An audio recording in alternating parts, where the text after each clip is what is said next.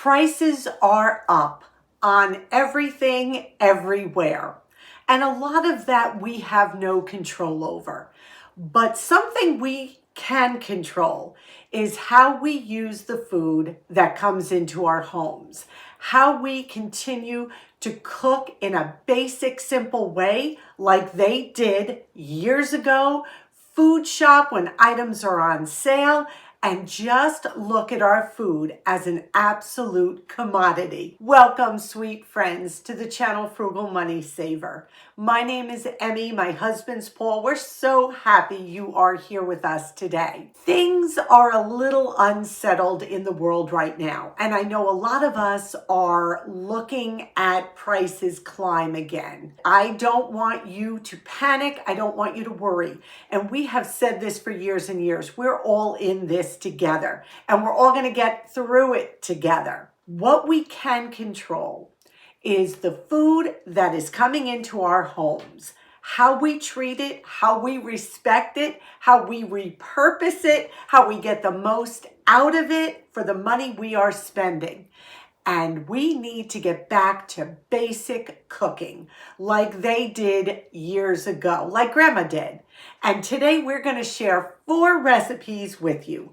Super easy, quick, frugal, and so delicious. They are comfort foods at their best, and every single one was Paul approved. I want you to sit back, relax, and let's get to the first recipe. It is a breakfast recipe, but you could use it for brunch, even a light lunch or dinner. It's really versatile. Let's turn this camera around, get into the kitchen, and see what we can create for breakfast. Good morning, sweet friends. We are going to start our 4 days worth of recipes with a breakfast dish. You're going to need 2 eggs, 2 potatoes, about 1/4 of a diced onion, some chives. These are the chives we grew last year in our garden and froze. We're still using them. About 1/4 cup of cheese, 2 slices of bacon, some pepper, and some salt. We're just making this recipe for 2, but as always, I will link the original down below, and you can adjust it to how many people you need to feed. I'm going to start by frying the bacon while Paul's going to dice the potatoes. Here are the diced potatoes. Paul is just an amazing sous chef. He is just so precise. I would have been all over the map. I crisped the 2 pieces of bacon while he was dicing those. Now, it said I should have 2 tablespoons of the bacon grease. So I'm going to add a little olive oil to this because this does not look like enough oil to fry all those potatoes. So I'm just going to add about a tablespoon of olive oil. I'm adding our chopped onion. This is over medium heat. And our potatoes. I'm just going to give this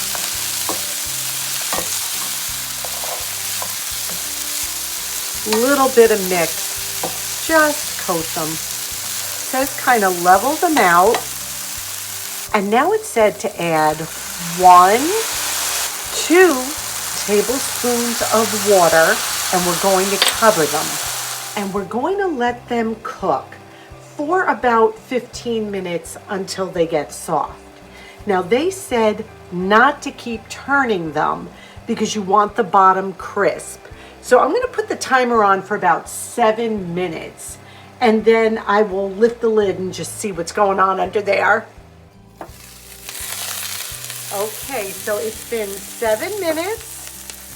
And we are going to flip these. Oh my goodness. Look at these. We flipped them, and now I'm going to recover them. Put it down to medium low now. These cooked 15 minutes all together. And they are tender, crispy, delicious. Now, I made 2 wells in the center, and I'm just dropping a little butter in each well. Move that around. And then I'm going to crack 1 egg here and 1 right there. And I'm gonna season everything with a little pepper and a little bit of salt. Cover it again, and we're gonna let it cook for about 5 minutes. We'll check it. We want the white to become cooked through. So these look like they're setting nicely. We put on the scallions, and now we're gonna sprinkle over the bacon. This is a company-worthy meal. And sprinkle on the shredded cheese as well. And we're gonna cover that for another minute just to make sure everything is melted and heated through again. How beautiful does this look? I'm gonna plate this with the potatoes right around it. What do you all think? I think this looks so good. What do you think, Paul? Yeah, no, this is, I can tell it's Paul approved. Yeah, without even... Just looking at it, that's Paul approved. All right, we're gonna enjoy a little breakfast. That one for me was probably a 9 out of 10. I should have cooked the eggs a little less because I like my yolk just a little bit soft, and these were well done. Paul loved it as well. We enjoyed it. The price of eggs has actually come down a lot, and that is such a great source of protein. So look at those eggs in a new way. Some potatoes. It was just so good, and it was different than what we usually have. So I recommend you give that one a try. Now, the second recipe we're going to share is so nostalgic. It goes back to the 1940s, the 1950s, maybe even beyond. And this was something that a lot of families ate for dinner on a regular basis. We created it for lunch. I haven't had it in years. And I have to say, I will revisit this one again and again. So let's get back to 50 years ago and look at a recipe in a cookbook that we all know and love. When I want to get back to simple, basic cooking, which is pretty much all the time, I always go back to my old cookbooks. This is the Betty Crocker cookbook, over 50 years old. It was from 1974. I went to my pantry and I said, what do I have that I can make really quick? Because our son dropped in for lunch today, and I had a can of tuna, and I found tuna noodle casserole. Super simple. I have everything. I'm going to be using up ingredients I have bits and pieces of. I am going to half the recipe though. Let's see what we got. I had everything in the pantry and refrigerator I needed to make this simple meal. I've got about 1/4 of a bag of panko breadcrumbs, so that's going to be perfect.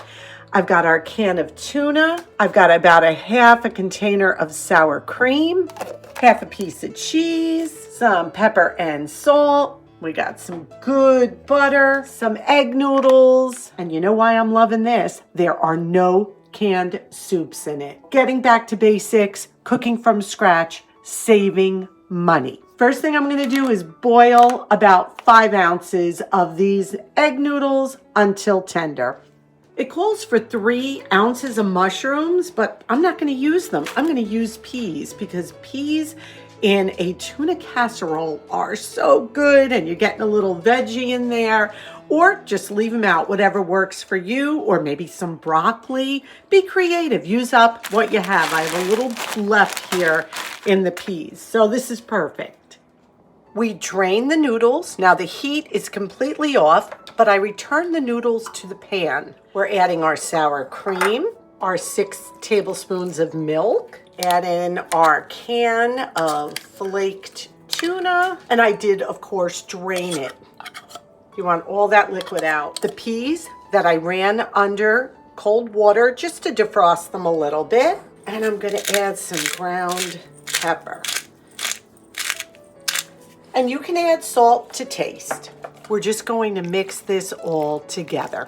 I greased our casserole dish, and now I'm just putting the tuna noodle mixture right in here. Wow, this is a half recipe. Look how much this made. I did add 1 ounce more noodles. It should have been 4 ounces of noodles, but I added 5 just to bulk it up, and it's perfect.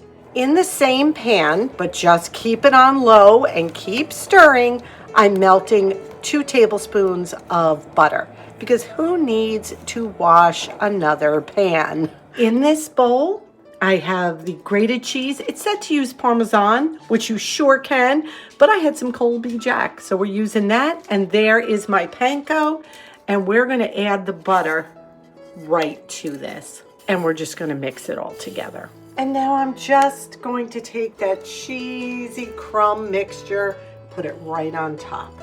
We're gonna put it in a 350 oven just till the cheese is melty and the breadcrumbs are golden. Probably about 20 minutes or so.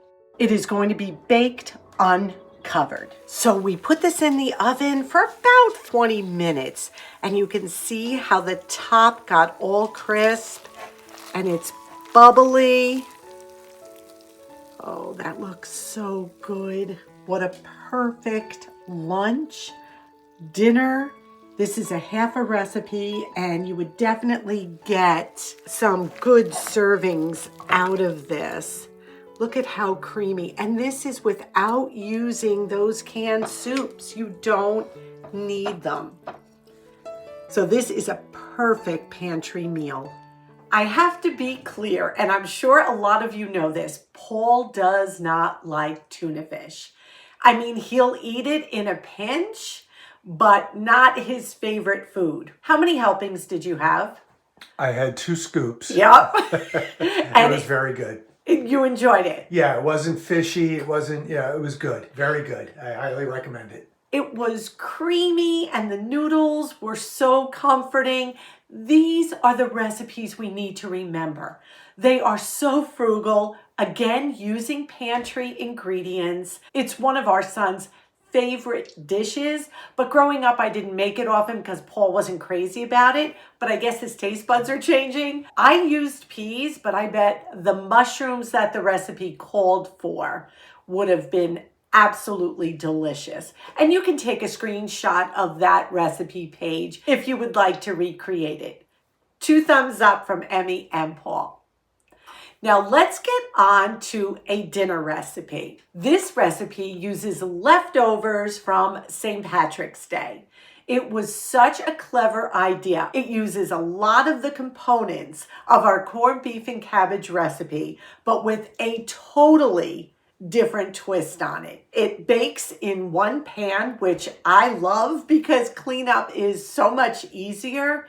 And this one, again, was frugal. We used what we had in the home. Let's see what we're cooking up now. Here we go. Another amazing pantry meal using items we have. This one is dedicated to our friend Chris. He is one of our viewers that we have become very friendly with. Great, great guy. And he was telling us the other day he makes a Reuben casserole with his leftover corned beef. And we have leftover corned beef that we had on St. Patrick's Day. So I think this is going to be wonderful. 6 slices of rye bread, but some of them are a little smaller. They are seeded and unseeded, again, leftover from St. Patrick's Day. We also have some Thousand Island dressing, which consists of what, Paul? Just a little bit of ketchup, a little bit of mayonnaise. You mix it together to taste. You add a little pickle relish to it. And that's it, pretty much. And you can season it the way you want. We have our leftover corned beef. The corned beef is fully cooked.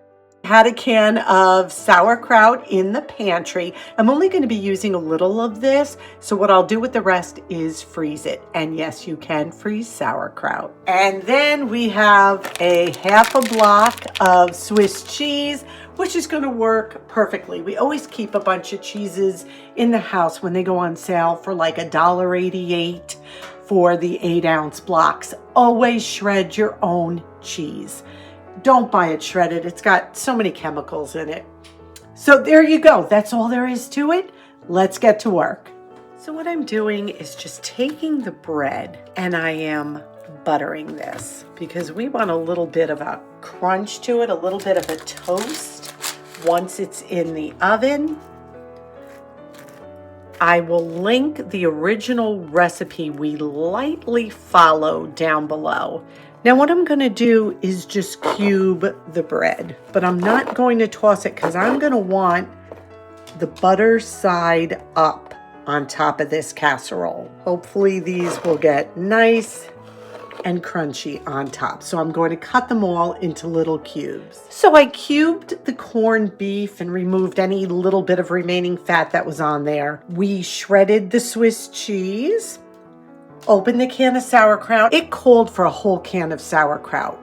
I am not a huge fan, so we definitely are going to cut back on that just a little bit. You want that tang of it, but I couldn't imagine putting like a half a can on here. And we greased our casserole dish. So first thing I'm going to do is layer the corned beef.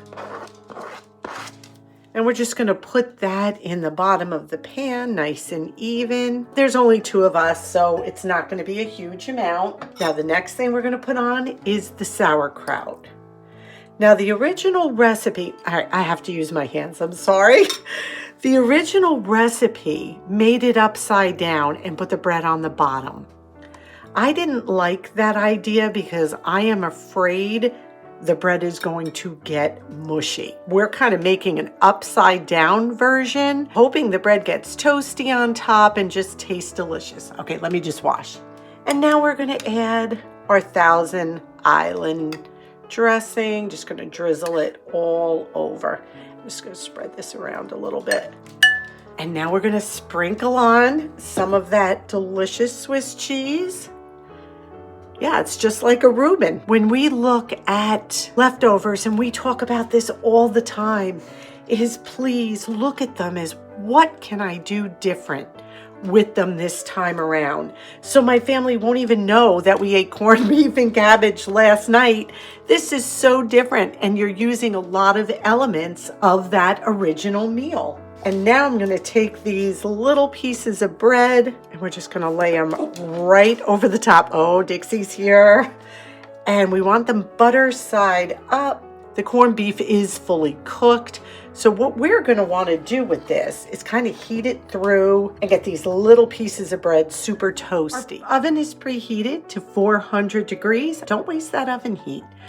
Throw some potatoes in, make another meal, whatever you need to do with it. I'm gonna put it in for 20 minutes and then I'll check, but I'm gonna keep an eye on it because of the bread. So we'll check it at like 20 minutes and see how it's doing. This cooked for 20 minutes and you can see how bubbly it is and how that cheese has melted. Listen to the bread. Nice and toasty, which is exactly what we wanted. So let's dish a scoop of this out. Look at this cheesy goodness.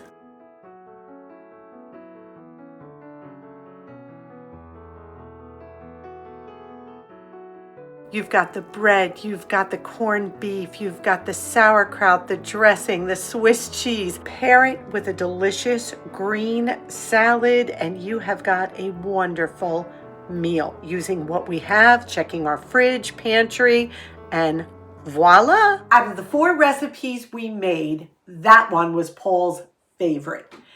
He actually devoured what was left. It was so good. So we thank you, Chris, and you know who you are, for giving us a great idea on how to use those leftovers. Corned beef over St. Patrick's Day was $1.99 a pound for the point cut and $2.99 for the flat cut. So we even got an extra piece and put it in the freezer for down the line a little bit because that was such a great price. Look at your leftovers, look what's in your freezer and pantry, and get creative. Now, our final treat that we are making is a sweet and savory snack. Super, super duper economical. We see this item at our local flea market up in Stormville, and they want about $15 a bag for this snack. But we're going to make it for probably, I don't even know, 50 cents maybe. It was my personal favorite out of everything we made. I know, because you know me and snacks, love them. So For our last and final recipe, let's see the snack that won for me, hands down. For this savory treat, we're going to be popping our popcorn the old-fashioned way in a pan on top of the stove. That's how we do it, and it comes out great. In the pot, we have 1.5 tablespoons of olive oil. I have some Trader Joe's organic popping corn, and I'm going to take a 1/4 cup. And we're just gonna put those all over the bottom. Gave it a little shake. This is over medium heat. Now I'm going to cover it, but I'm going to leave a little tiny edge open so steam can come out. Steam makes your popcorn tough. So let the air escape just a little bit. We're just gonna let it sit till it starts popping. It is popping now. Just don't go far, keep an eye on it. Make sure your lid is not open too wide because you'll get popcorn kernels splattering and you don't want that. I greased a baking dish and I'm putting the popcorn right in there. There's like no unpopped kernels in here. Oh, here's one I see. I'm gonna take that out. Now popcorn just like that with a sprinkling of salt is great. But let's be a little adventurous today. I've got 1.5 tablespoons of butter in this pan. I'm going to add 2 tablespoons of sugar. Give this a mix. This is on low heat. Make sure it is on low. I'm also adding 1/2 tablespoon of water. I will link the original down below, but I am making only 1/2 batch. We're also adding 1/2 teaspoon of cinnamon and 1/4 teaspoon of salt. And we're just going to give this a good whisk. We just want the sugar melted. Don't overcook this because it will get too thick. That's perfect. Turn that right off. We're just gonna pour this all over this popcorn. Be careful, that's hot, so you're just going to want to toss it gently. And because I live on the edge, just gonna add a little bit more cinnamon just to the top. I'm gonna put this in a preheated 300-degree oven for 15 minutes. Why did we have to put it in the oven? Because now it is not sticky. That delicious sugar and cinnamon mixture has dried. It's hot, so let it cool a minute. We're transferring it to a bowl. You can see how none of the kernels are clumped together. I think this is going to be very addicting. If we were to buy this in the store, it would cost us a lot more than how we just made it. Look at how delicious this looks. Look at these coated kernels. Everything is separate again. Just let it cool a minute. It is hot. Enjoy. All right. Paul and I just tasted this. What do you think? Paul approved. What a great snack. It is so inexpensive. Don't waste your money buying those packaged snacks. Learn how to make yummy treats at home with what you have. Oh, is this good? All right, I gotta stop. Simple, basic popcorn. You need to keep a bag in your house and just get crazy with it. That was so simple to make. It came out better than any kind of kettle corn I have ever bought. It's just something, again, that's reminiscent of days gone by. People used to pop popcorn going back 100 years. I think a lot of times we forget how a basic bag of popcorn kernels can be transformed into really delicious treats. So another great old-fashioned recipe with things you keep on hand. We hope you enjoyed today's video. We had a lot of fun putting these recipes together for you. Today's question of the day: what is something you create, whether it's a snack, a main meal, a breakfast, whatever it is, that you have been making for years and that maybe your mom or your grandmother maybe even taught you how to make? Share that with us down below. We would love to be inspired by your recipe ideas. We thank you again so much for being here. We ask if you would just take a minute, give this video a big thumbs up, please. It helps us so much here on YouTube. Subscribe if you haven't. Come on in and be part of our family. We ask you to be well. We ask you to be safe. And above all, we wish you blessings. Until our next video, may God greatly bless you.